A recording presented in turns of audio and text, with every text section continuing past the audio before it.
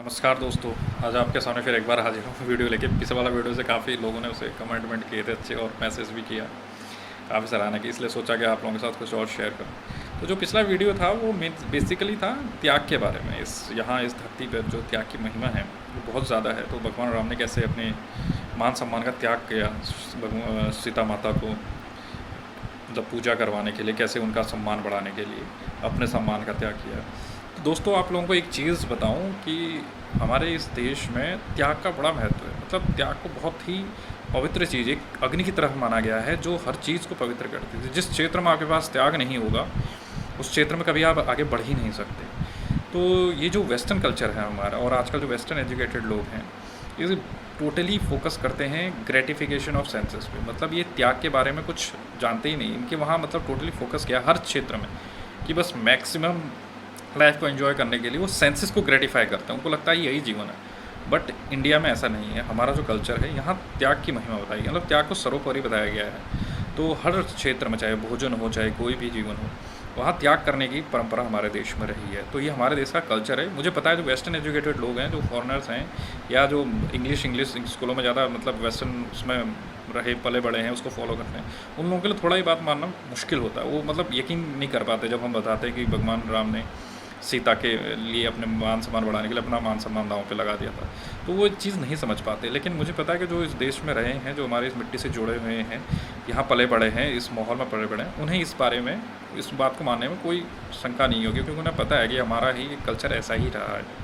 तो अब इसी कल्चर के बारे में आगे बात बढ़ाते हैं। तो ये जो बात है, अभी कुछ दिन पहले, 2 दिन पहले बाबा भीमराव अम्बेडकर जी का जन्म था। तो उनका जीवन जो है वो त्याग और मतलब संघर्षपूर्ण रहा है। बहुत ही मतलब ज़बरदस्त उन्होंने जीवन दिया, और मेरे दिल में बड़ा सम्मान है उनके लिए। उन्होंने जो इस देश के लिए किया है वो शायद एक होप जो उन्होंने जगाई है। उस समय के जो दलित थे और पिछड़े थे, वो समाज में एकत्रित नहीं हो पा रहे, तो उनको जगाने के लिए बड़ा ही मतलब ज़बरदस्त उनका काम रहा है। तो उनका जीवन से ही इंस्पिरेशन लेते हुए मैं सोच रहा था कि अभी जो बात की जाए वो ये थी कि एक और इसी, जब ये बात बहस चल रही थी संघर्ष के बारे में और ये जातिगत मतलब भेदभाव के बारे में, तब हमारा एक इंसिडेंट बार बार बताया जा रहा था एकलव्य के बारे में। आपने भी देखा होगा शायद टीवी डिबेट वगैरह में कहीं पे, कि जब एकलव्य धनुर्विद्या सीख रहा था तो उसके साथ भी जाति के आधार पर भेदभाव हुआ था।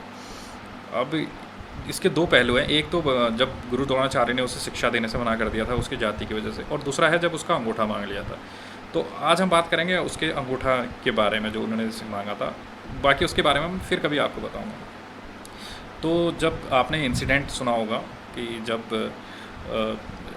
एकलव्य जंगल में अपनी धनुर्विद्या की प्रैक्टिस करता था, तो उस समय जो गुरु द्रोणाचार्य थे, जब वो आए, उन्होंने देखा कि इतना वो आ गया, तो अर्जुन ने उनसे शिकायत की कि आप मुझे धनुर्विद्या सबसे बड़ा सिखाने वाले हो, तो ये हमसे मतलब कैसे आगे होगा। तो उसको आगे बढ़ने से रोकने के लिए, ताकि धनुर्विद्या नहीं सीख पाए, और चूँकि अर्जुन उनका फेवरेट मतलब शिष्य था, तो वो चाहते थे कि आगे बढ़े, इसलिए उन्होंने उसका अंगूठा मांग लिया। तो अब ये बात हर किसी को पता है, बट ये बात पूरी तरह से झूठ है। तो अब मैं आप लोगों के साथ वो शेयर करना चाहता हूँ जो मुझे मेरे गुरु परमहंस नित्यानंद स्वामी जी से पता चली है। तो आप लोग भी उसको सुनिए, और अगर आप इस कल्चर में रहे हो, त्याग का आपने जीवन जिया है, देखा है अपने आसपास जीते हुए, घर परिवार में हर जगह, तो आपको समझ में आएगा।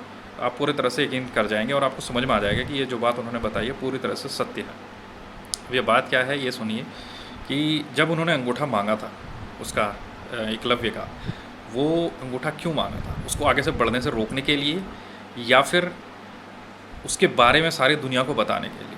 ठीक, तो वो उन्होंने अंगूठा क्यों मांगा, आप सुनिए। ये जो कहानी है दोस्तों, ये जो एकलव्य के अंगूठा मांगने की, ये इतने तक ही ख़त्म कर दी गई। इसके आगे की जो बात हुई थी एकलव्य और गुरु द्रोण के बारे में, वो किसी ने हमें पढ़ाई नहीं गई हमारी किताबों में। पता नहीं क्यों नहीं पढ़ाई गई, क्या वेस्टेड इंटरेस्ट थे। उन्होंने इस बात को यहीं पर ख़त्म कर दिया कि उन्होंने अंगूठा काट के दे दिया द्रोणाचार्य को, और बात ख़त्म हो गई। ऐसा नहीं है। उसके बाद ही असली कहानी शुरू हुई। अब सुनिए कि कैसे मैं क्यों ये बोल रहा हूँ कि गुरु द्रोणाचार्य ने त्याग किया था। गुरु द्रोणाचार्य उसको आगे से बढ़ने से रोक नहीं रहे थे, बल्कि उसे आगे बढ़ा रहे थे। तो ये कैसे हुआ, ये जो मुझे अपने गुरु से पता चली, मैं आपके साथ बताता हूँ।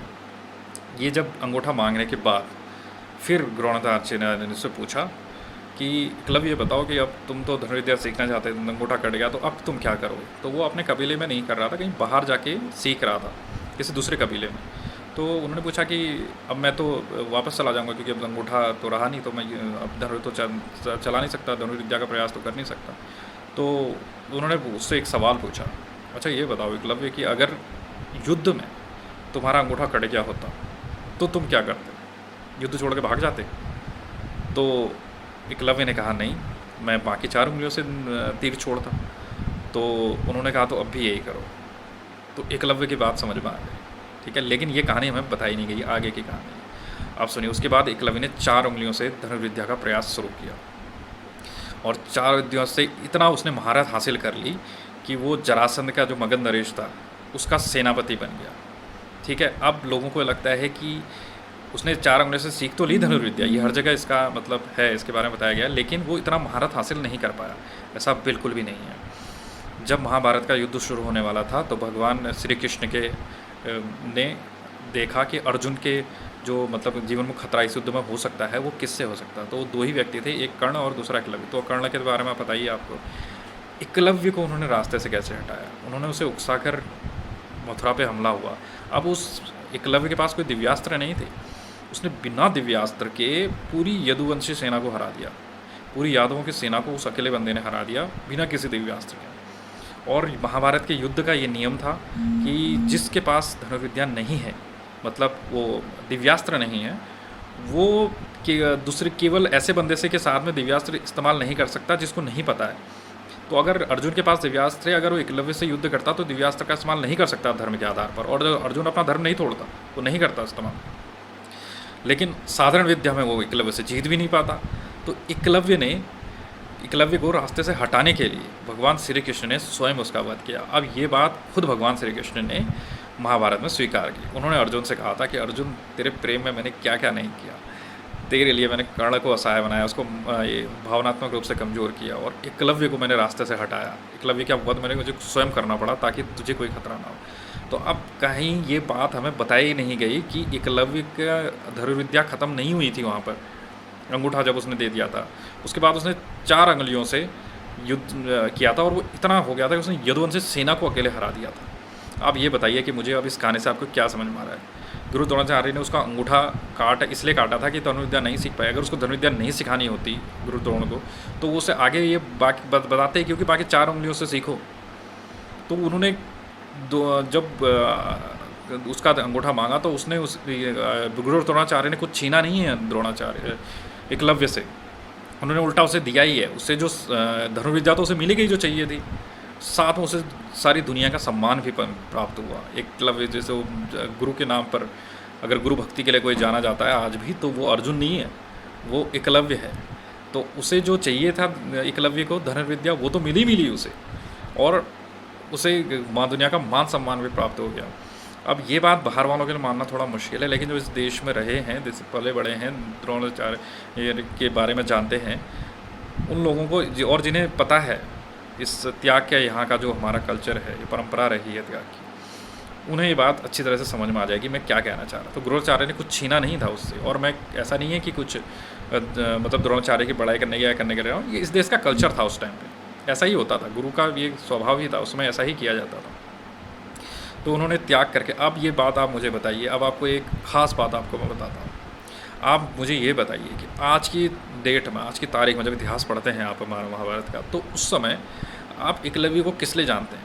धनुर्विद्या के लिए या फिर उसकी गुरु भक्ति के लिए? उसने जो अंगूठा काट के अपने दिया था, आप जानते हैं उसे कि उसने अपना अंगूठा काट के दिया था, इसलिए आप उसे जानते हैं, धनुर्विद्या के लिए नहीं जानते। और रही बात धनुर्विद्या की, तो ऐसा नहीं है कि अगर गुरु द्रोणाचार्य उसे सिखा देते धनुर्विद्या और दे देते तो और वो बहुत बड़ा मतलब धनुर्धर बन जाता, तो वो फिर बहुत उसका नाम हो जाता, ऐसा कुछ नहीं है। बड़े बड़े धनुर्धर थे महाभारत की लड़ाई में, भीष्म, कर्ण, अश्वत्थामा, द्रोणाचार्य, खुद सबको भगवान श्री कृष्ण ने निपटा दिया। तो उसको एकलव्य को भी कोई बड़ी बात नहीं होती कि उसके बाद ऐसा कुछ नहीं कि उसे धनुर्विद्या देते, लेकिन उसको कोई जानता नहीं। उसकी आज अगर आप जानते हैं तो उसके त्याग के लिए जानते हैं, उसने जो त्याग किया था, और गुरु द्रोणाचार्य के त्याग के बारे में कोई नहीं जानता। तो ये गुरु द्रोणाचार्य का त्याग था। उन्होंने अपने शिष्य के उससे सामने इतनी प्रसन्नता उन्हें हुई थी अपने शिष्य को ये करते हुए, तो उन्होंने उसको खाली हाथ नहीं जाने, तो उसको जो चाहिए था वो तो उन्होंने दिया ही दिया, उसके अलावा भी उसे इतना सब कुछ दे दिया। और खुद संसार के सामने बुरे बनते नहीं वो, ये ज़बरदस्ती बनाया गया उन्हें, मतलब ये कहानी, ये सब हमें इससे छुपा के, ये सब इतिहास को छुपा के। अब आपको सबसे कमाल की बात बताता हूँ, देखिए उसके त्याग का, एकलव्य के त्याग की महानता आप देखिए कि आज की डेट में अर्जुन की धनुर्विद्या को कोई फॉलो नहीं करता, अंगूठे से कोई धनुर्बाण नहीं चलाता, इंटरनेशनल या किसी भी लेवल पर अंगूठे का इस्तेमाल होता ही नहीं है। तो आप ये बताइए मुझे कि किसकी धनुर्विद्या आप फॉलो कर रहे हैं, अर्जुन की या एकलव्य की? अब उसकी त्याग का असर देखिए कि आज की डेट में एकलव्य की धनुर्विद्या का फॉलो हो रही है। एकलव्य ने जो धनुर्विद्या सीखी थी, जिस तरीके से सीखी थी, वो एकलव्य की धनुर्विद्या फॉलो हो रही है, अर्जुन की नहीं हो रही। तो ये बात हमें समझनी होगी और ये भगवान श्री कृष्ण ने स्वयं इस बारे में कहा है। तो आप उसे समझ जाना चाहिए कि गुरु द्रोणाचार्य ने अंगूठा जब मांगा था एकलव्य का, उससे उसकी धनुर्विद्या कहीं कम नहीं हुई, वो उसे उनसे आगे बढ़ने से रोकने के लिए नहीं किया था। और ये बात स्वयं भगवान श्री कृष्ण ने स्वीकार की है। तो भगवान श्री कृष्ण पे तो मुझे लगता नहीं किसी को शक होना चाहिए, वो तो किसी की तरफ बायस नहीं हो सकते। आप मेरे ऊपर शक कर सकते हो कि ये सही नहीं बोल रहा, लेकिन भगवान श्री कृष्ण की बात पर तो आप झूठ नहीं मान सकते जब भगवान श्री कृष्ण स्वयं स्वीकार कर रहे हैं कि उसकी धनुर्विद्या का क्या इस्तेमाल था।